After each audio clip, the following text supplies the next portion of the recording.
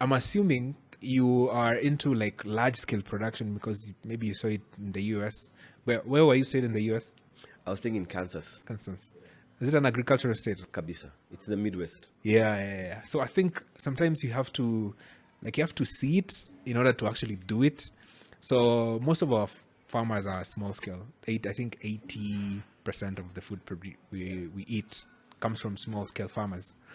So what is the role then of small scale farmers? Because for you, I think you're more into large scale. You think that working large scale is much better than small scale. And to be honest, remember when I was in the States, farming was not part of the idea. The large scale part has come in by doing the mathematics. When you're like, hii kitu it makes sense. Because even for us in the beginning, before we pivoted, saying 3 acres and above, we already knew at some point it's not profitable if I add other things in here, because at some point, if you're doing an acre and below, you almost have to be the labor, you have to need to reduce the costs to make it work. If you want consistency, you have to employ machinery and mechanization. And machinery and mechanization only happens at a certain scale. We're talking about machines that can do 50 acres a day in terms of plowing or harrowing or harvesting or whatever it has. So the small scale farmer, it's usually a very, unpopular opinion. Commercially, it doesn't work. But in society, we need it. Because that's where now at least, what wanakula from small scale farming. It's not from the big farms. They're eating from the small scale farmers. All these cabbage that you see coming in, the warus, the carrots and stuff, majority are from small scale farmers, not the big farmers.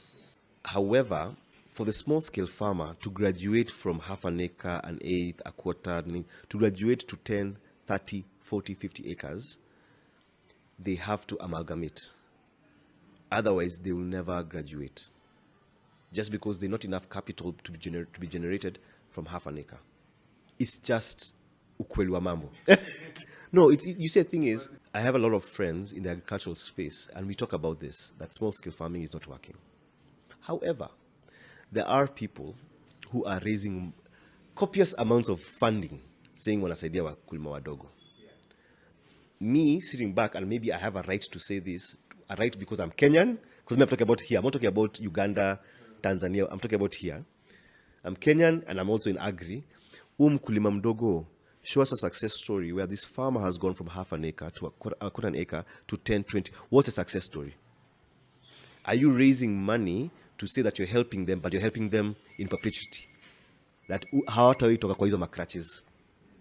Unaget? So where I'm saying it's unpopular because somebody's saying no, but they have to be helped. I'm like, yes, I understand, and we thank you for that. The problem is, this farmer, you came in, you did a prospectus and proposal, you sent it out to somebody in New York, wakakutumia $2-3 million. Has this person moved from X to X? The same thing we talk about agri-tech. You're going to sell somebody agri-tech who can't afford data, can't afford fertilizer. So what are we doing? Which one are we putting before the other? And the same why I'm saying I have a right to talk about it because I'm seeing the way guys are being nyanyaswad, being said that we are here helping smallholder farmers. I'm like, no. So in reverse, what am I doing for the smallholder farmers is having an open door policy in terms of the farms that we have. Hakuna ati nani mekwambia ukanyage kwa hii shamba nini? Come, learn.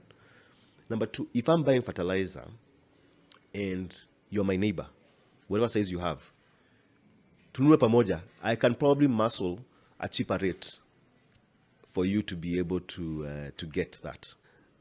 My agronomists are there. I'm not going to charge you for my agronomist to tell you.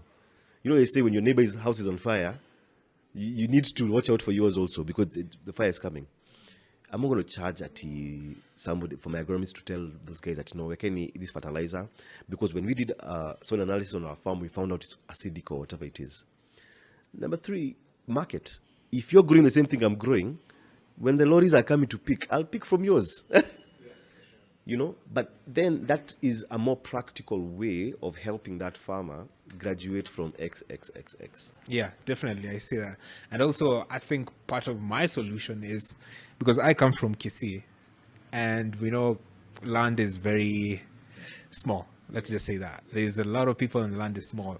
If you get people like with 1 acre, but they're like 4, 5 children who everybody needs a land, and that land must be, yes.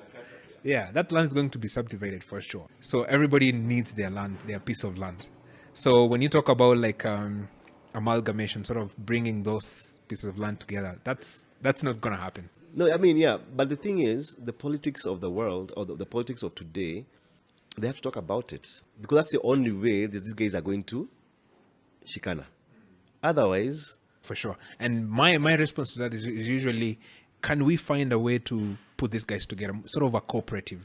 So let's say hundreds of these farmers are actually growing maybe maize, and half of it, they're using it like for consumption. Can half of it put it together in a cooperative and they can go and sell it? That's more of a practical way to actually helping small scale farmers rather than everybody going on their way. exactly, and the cooperatives are there. The unfortunate thing, which I think is a systemic thing as a country, is ukuju. You know, they have leaders, you know, so the politics there becomes also a problem now. You know, it's, you know, those things that they become, when you think about them, it's actually very sad when you think about it, because these farmers, we've been talking about maize prices, sugar prices, all these things since God knows when. These factories keep getting built out, but where are they being built out? Not that I'm saying they shouldn't be, but ile shimo ambayo hizi pesa zinatoka inaenda wapi? It's a very tough thing to me. But you know what? We are the change that we want to be. We can sit and talk about all these things through and through, or lack of a better word, we can bitch about it all the time. However, we can't lose hope, because there's a generational change that's happening, and I just hope we don't take the bad manners of former years into the future.